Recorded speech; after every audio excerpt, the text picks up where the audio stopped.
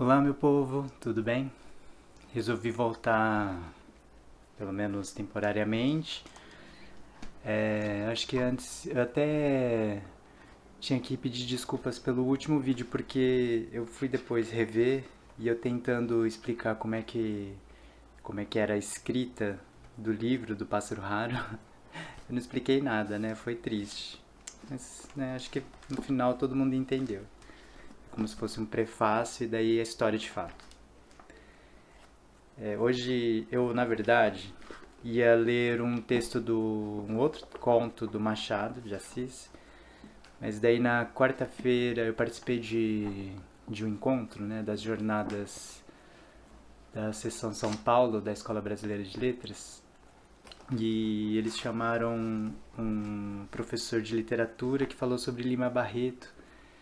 E aí o que eu lembro são de pessoas falando sobre tentativas ou já terem feito a leitura do Lima, começando pelo Triste Fim, e que não tinha sido uma boa experiência na época em que tentaram.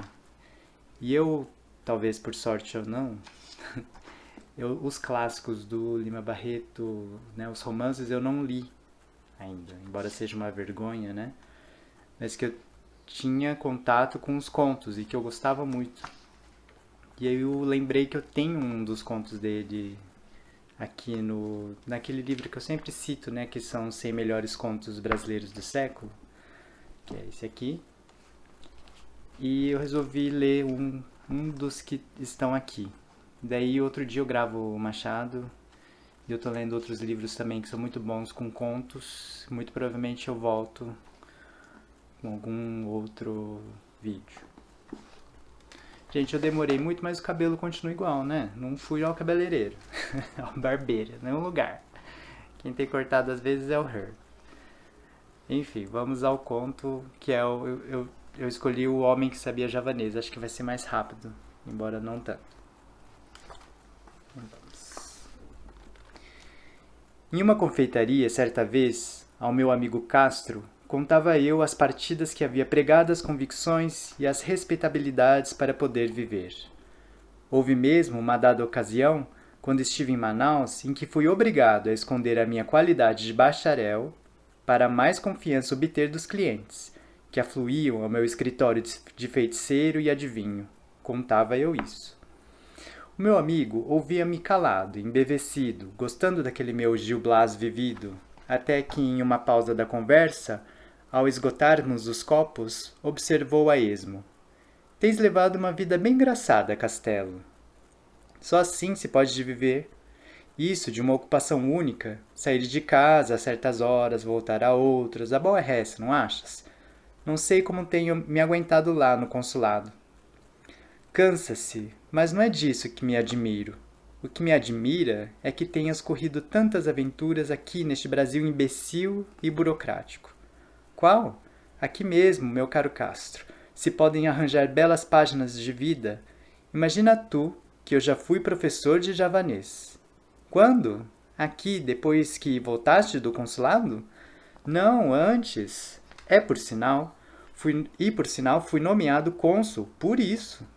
Conta lá como foi. Bebes mais cerveja? Bebo.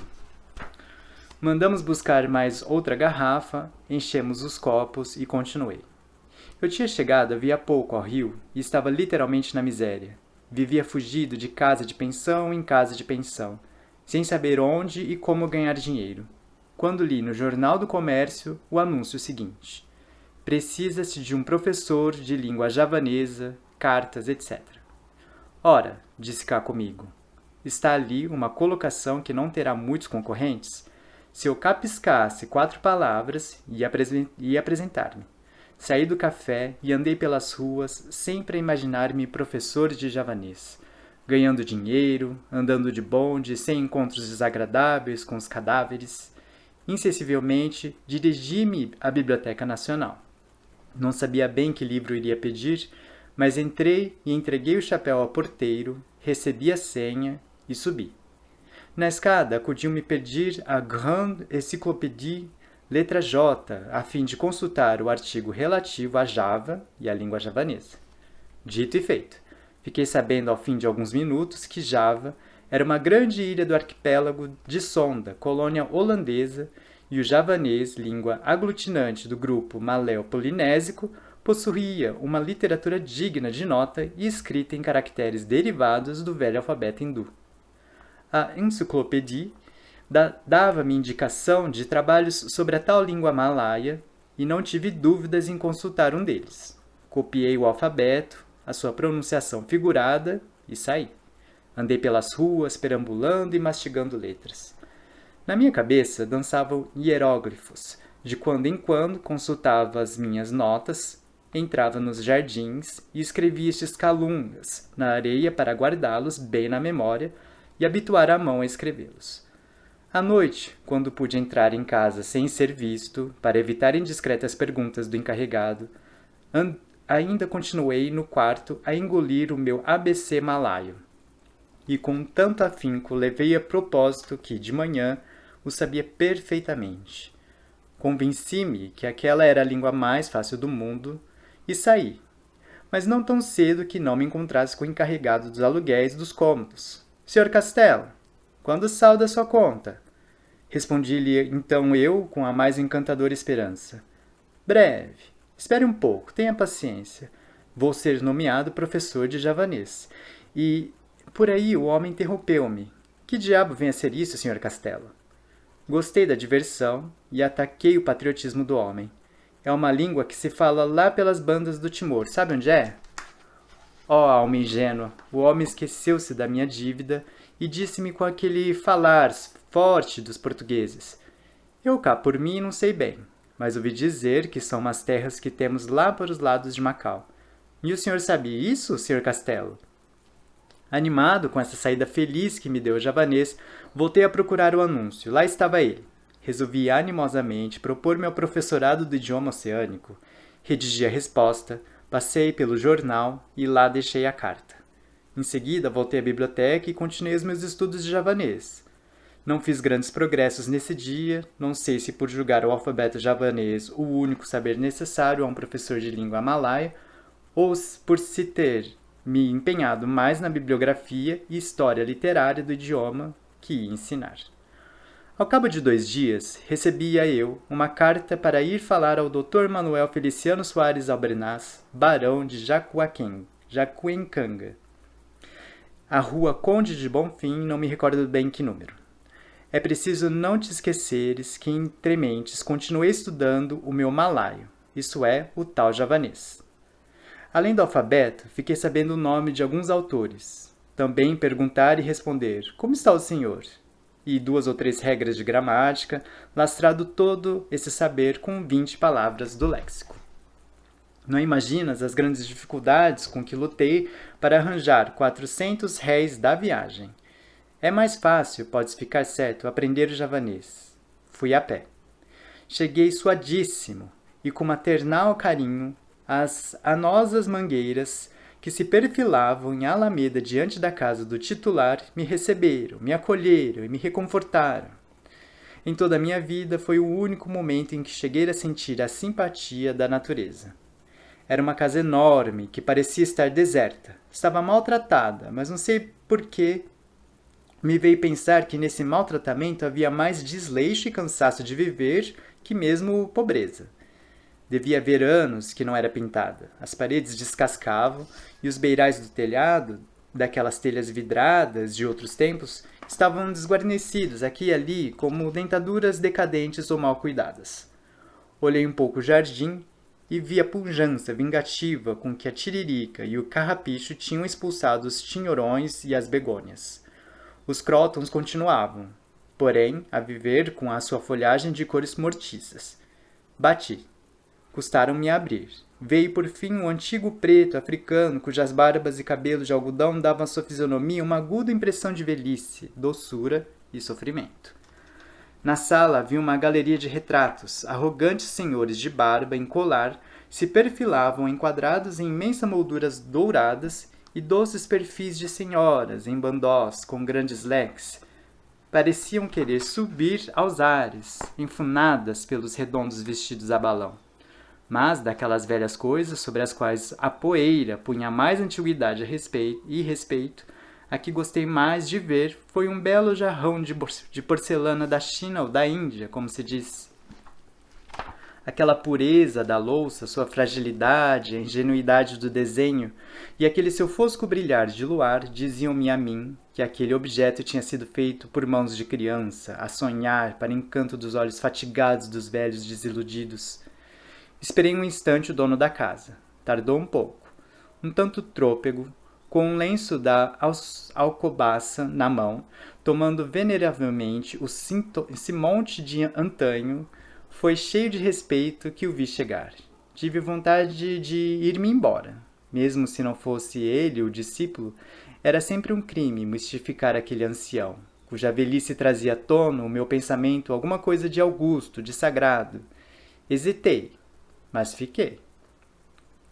Eu sou, avancei, o professor de javanês que o senhor disse precisar. Sente-se, respondeu-me o velho. O senhor é daqui, do Rio? Não, sou de Canavieiras. Como? Fez ele. Fale um pouco alto, que sou surdo. Sou de Canavieiras, na Bahia, insisti eu. Onde fez os seus estudos? Em São Salvador. E onde aprendeu javanês? Indagou ele, com aquela teimosia peculiar dos velhos. Não contava com essa pergunta, mas imediatamente arquitetei uma mentira. Contei-lhe que meu pai era javanês. Tripulante de um navio mercante, viera ter a Bahia, estabelecera-se nas proximidades de Canavieiras como pescador, casara, prosperara, e fora com ele que aprendi javanês. E ele acreditou? E o físico? Perguntou meu amigo, que até então me ouvira calado.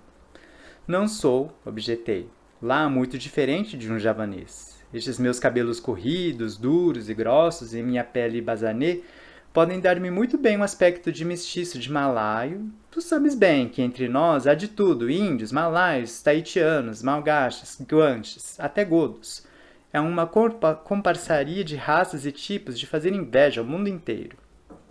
Bem, fez meu amigo, continua.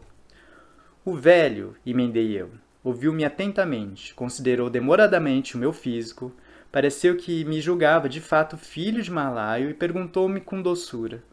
Então está disposto a ensinar-me javanês? A resposta saiu-me sem querer. Pois não. O senhor há de ficar admirado, aduziu o barão de Jacuecanga, que eu, nessa idade, ainda queira aprender qualquer coisa, mas não tenho que admirar. Tem-se visto exemplos e exemplos muito fecundos.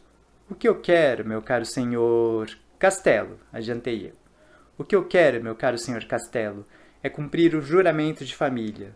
Não sei se o senhor sabe que sou neto do conselheiro Albernaz, aquele que acompanhou Pedro I quando abdicou.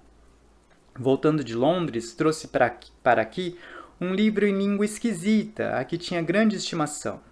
Fora um hindu ou siamês que lhe dera. Em Londres, em agradecimento a não sei que serviço prestado por meu avô. Ao morrer, meu avô chamou meu pai e lhe disse: Filho, tem este livro aqui, escrito em javanês. Disse-me que quem me deu, que ele evita desgraças e traz felicidades para quem o tem. Eu não sei nada ao certo. Em todo caso, guarde-o. Mas, se queres que o fado que me deitou o sábio oriental se cumpra, faze com que teu filho o entenda para que sempre a nossa raça seja feliz. Meu pai continuou, o velho barão. Não acreditou muito na história, contudo guardou o livro. Às portas da morte, ele me deu e disse-me o que prometera ao pai. Em começo, pouco caso fiz da história do livro. Deitei-o a um canto e fabriquei minha vida. Cheguei até a esquecer-me dele, mas de uns tempos a essa parte tenho passado por tanto desgosto, tantas desgraças têm caído sobre minha velhice que me lembrei do talismã da família. Tenho que o ler, que o compreender, se não quero que os meus últimos dias anunciem o desastre de minha posteridade. E para atendê-lo, é claro, que preciso entender o javanês. Eis aí. Calou-se e notei que os olhos do velho se tinham orvalhado. Enxugou discretamente os olhos e perguntou-me se queria ver o tal livro. Respondi-lhe que sim. Chamou o criado, deu-lhe as instruções e explicou-me que perdera todos os filhos, sobrinhos, só lhe restando uma filha, casada, cuja prole, porém, estava reduzida a um filho, débil de corpo e de saúde frágil e oscilante. Veio o livro. Era um velho calhamaço, um enquarto antigo, encadernado em couro, impresso em grandes letras, em papel amarelado e grosso. Faltava a folha do rosto e por isso não se podia ler a data da impressão. Tinha ainda umas páginas de prefácio, escritas em inglês, onde li que se tratava das histórias do príncipe Kulanga, escritor javanês de muito mérito. Logo informei disso, o velho barão, que não percebendo que eu tinha chegado aí pelo inglês, ficou tendo em alta consideração o meu saber malaio.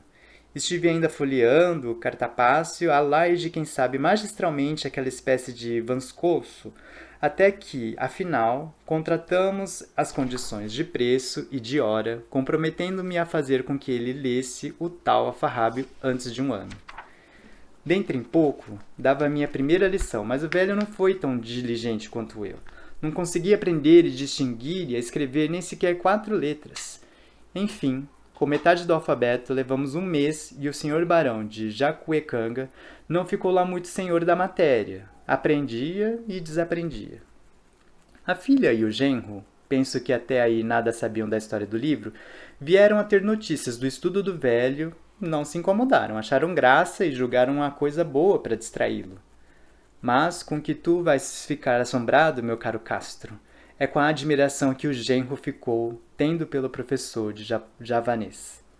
Que coisa única, ele não se cansava de repetir. É um assombro, tão moço, se eu soubesse isso, onde estava? O marido da Dona Maria da Glória, assim se chamava a filha do barão, era desembargador, homem relacionado e poderoso, mas não se pejava em mostrar diante de todo mundo a sua admiração pelo javanês. Por outro lado, o barão estava contentíssimo. Ao fim de 2 meses, desistira da aprendizagem e pedira-me que lhe traduzisse um dia sim, outro não, um trecho do livro encantado. Bastava entendê-lo, disse-me ele. Nada se opunha que outrem a traduzisse e ele ouvisse. Assim, evitava a fadiga do estudo e cumpria o encargo. Sabes bem que até hoje nada sei de javanês, mas compus umas histórias bem tolas e impingi-as ao velhote como sendo do crônico. Como ele ouvia aquelas bobagens, ficava estático, como se estivesse a ouvir palavras de um anjo, e eu crescia aos seus olhos. Fez-me morar em sua casa, enchia-me de presentes, aumentava-me o ordenado, passava, enfim, uma vida regalada. Contribuiu muito para isso o fato de vir a ele a receber uma herança de um seu parente esquecido que vivia em Portugal. O bom velho atribuiu a coisa o meu javanês, e eu estive quase a crê-lo também. Fui perdendo os remorsos, mas, em todo caso, sempre tive medo que me parecesse pela frente alguém que soubesse o tal patuá malaio. E esse meu temor foi grande quando o doce barão me mandou com uma carta ao Visconde de Caruru para que me fizesse entrar na diplomacia. Fiz-lhe todas as objeções, a minha fealdade, a falta de elegância, meu aspecto tagalo. Qual? Retrucava ele. Vá, menino, você sabe javanês. Fui. Mandou-me o Visconde para a Secretaria dos Estrangeiros com diversas recomendações. Foi um sucesso. O diretor chamou os chefes de seção. Vejam só, um homem que sabe javanês. Que portento! Os chefes de seção levaram-me aos oficiais e amanuenses e houve um destes que me olhou mais com ódio que com inveja ou admiração. E todos diziam, então sabes javanês? É difícil. Não há quem o saiba aqui. O tal amanuense, que me olhou com ódio, acudiu então. É verdade, mas eu sei Kanak. O senhor sabe? Disse-lhe que não e fui à presença do ministro. A alta autoridade levantou-se, pôs as mãos às cadeiras, consertou o pince-nez no nariz e perguntou, então sabes javanês? Respondi-lhe que sim, e à sua pergunta, onde tinha aprendido, contei-lhe a história do pai javanês. Bem, disse-me o ministro, o senhor não deve ir para a diplomacia. O seu físico não se presta. Bom seria um consulado na Ásia ou Oceania. Por ora não há vaga, mas vou fazer uma reforma e o senhor entrará. De hoje em diante, porém, fica adido ao meu ministério e quero que, para o ano, parta para Bali, onde vai representar o Brasil no Congresso de Linguística. Estude. Leia o Hoveclac e Max Müller e outros. Imagina tu que eu até aí nada sabia de javanês, mas estava empregado e iria representar o Brasil em um congresso de sábios. O velho barão veio a morrer, passou o livro ao genro para que o fizesse chegar ao neto quando tivesse a idade conveniente e fez-me uma deixa no testamento. Pus-me com afã no estudo das línguas malai-polinésicas, mas não havia meio. Bem jantado, bem vestido, bem dormido, não tinha energia necessária para fazer entrar na cachola daquelas coisas esquisitas. Comprei livros, assinei revistas, Revue Anthropologique et Linguistique, Proceedings of English Oceanic Association, Arquivo Glottológico Italiano, o diabo mais nada, e a minha fama crescia. Na rua, os informados apontavam-me, dizendo aos outros, lá vai o sujeito que sabe javanês. Nas livrarias, os gramáticos consultavam-me sobre a colocação dos pronomes no tal jargão das ilhas de Sonda. Recebia carta dos eruditos no interior, os jornais citavam o meu saber e recusei aceitar uma turma de alunos sequiosos de entenderem o tal javanês. A convite da redação, escrevi no Jornal do Comércio um artigo de 4 colunas sobre a literatura javanesa antiga e moderna. Como, se tu nada sabias? Interrompeu-me atento Castro. Muito simplesmente. Primeiramente, descrevi a ilha de Java, com auxílio de dicionários e umas poucas de geografia, e depois citei a mais não poder. E nunca duvidaram? Perguntou-me ainda o meu amigo. Nunca. Isso é, uma vez, quase fico perdido. A polícia prendeu um sujeito, um marujo, um tipo bronzeado que só falava uma língua esquisita. Chamaram diversos intérpretes, ninguém o entendia. Fui também chamado com todos os respeitos que a minha sabedoria merecia naturalmente. Demorei-me em ir, mas fui afinal. O homem já estava solto graças à intervenção do cônsul holandês, a quem ele se fez compreender com meia dúzia de palavras holandesas. E o tal marujo era javanês. Uf!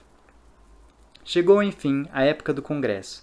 E lá fui para a Europa. Que delícia! Assisti à inauguração e às sessões preparatórias. Inscreveram-me na sessão do Tupi-Guarani e eu abalei para Paris. Antes, porém, fiz publicar no Mensageiro de Bali o meu retrato, notas biográficas e bibliográficas. Quando voltei, o presidente pediu-me desculpas por ter me dado aquela sessão. Não conhecia os meus trabalhos e julgara que, por eu ser americano-brasileiro, me estava naturalmente indicada a sessão do Tupi-Guarani. Aceitei as explicações e até hoje ainda não pude escrever as minhas obras sobre o javanês para lhe mandar, conforme prometi. Acabado o congresso, fiz publicar extratos do artigo Mensageiro de Bali em Berlim, em Turim e Paris, onde os leitores de minhas obras me ofereceram um banquete presidido pelo Sr. Goró. Custou-me toda essa brincadeira, inclusive o banquete, que me foi oferecido cerca de 10.000 francos, quase toda a herança do crédulo e bom barão de Jacuecanga. Não perdi meu tempo nem meu dinheiro. Passei a ser uma glória nacional e ao saltar ao cais Farru, recebi uma ovação de todas as classes sociais e o presidente da república. Dias depois, convidava-me para almoçar em sua companhia. Dentro de 6 meses, fui despachado cônsul em Havana, onde estive 6 anos e para onde voltarei a fim de aperfeiçoar os meus estudos em línguas da Malaia, Melanésia e Polinésia. É fantástico, observou Castro, agarrando o copo de cerveja. Olha, se não fosse estar contentes, sabe que ia ser? Que? Bacteriologista iminente. Vamos? Vamos. E é isso, gente. Lima Barreto é muito bom, né? Esse texto é muito bom também. Bom, vamos ver se eu consigo manter uma melhor regularidade nos vídeos. E é isso.